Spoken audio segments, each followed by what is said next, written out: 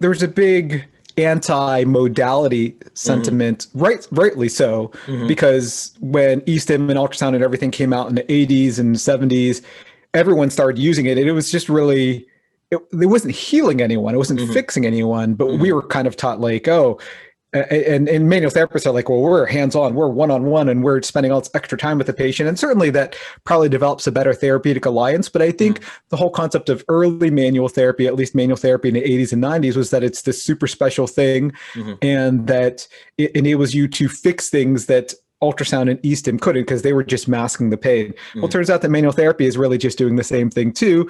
Hmm. But I would say there's absolutely a skill to it and an art to it that you don't get with passive agents. Hmm. And it's not so much of feeling these minutia of passive intervertebral motion and all that garbage, because that's just like, you almost have, if you have to believe you're feeling something, it's probably not a good assessment, you know. But you can really, anyone can, that's why anyone can kind of do it, Hmm. because if you attended like a spinal manipulation seminar, like my first spinal manipulation seminars, they were like 5 days long, and you learn like 200 different ways to passively assess someone, and you think like, oh, I don't even know if I'm really feeling this, and by the end you're like, yeah, I've convinced myself I'm feeling it, I'm awesome. um, no matter what, you're probably not doing exactly what the instructor was doing. Uh-huh. And no matter how, you can be the most coordinated person in the world, unless you're Taskmaster from Marvel Comics, if you know who that is. You won't be doing the same exact thing by watching the instructor do it a couple times. Hmm.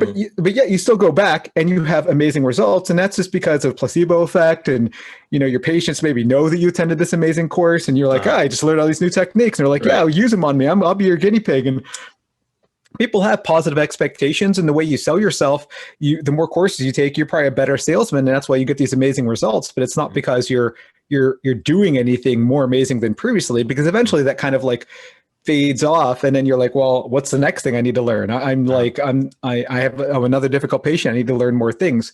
So Right. yeah, manual therapy now is, there's this big anti-manual therapy sentiment. Sure, it's passive, it's non-specific effects, but I mean, it's always been that way. Hmm. And the thing is, when you are like a say a pain science only or an exercise only therapist, I just think to myself, well, that's great. But what do you do when you see someone with like a huge lateral shift, and they have neural signs, and they have pain rating below their knee?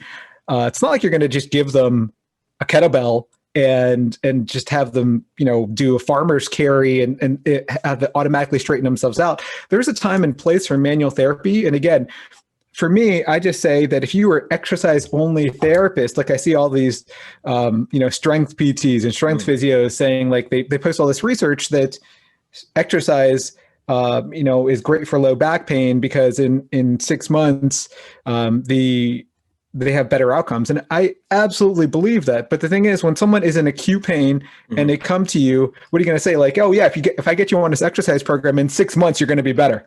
Hmm. That's what manual therapy is for, is to get someone feeling immediately better, Hmm. to kind of change that perception of threat Hmm. and get them moving and feeling better, because essentially they're also going to be more compliant.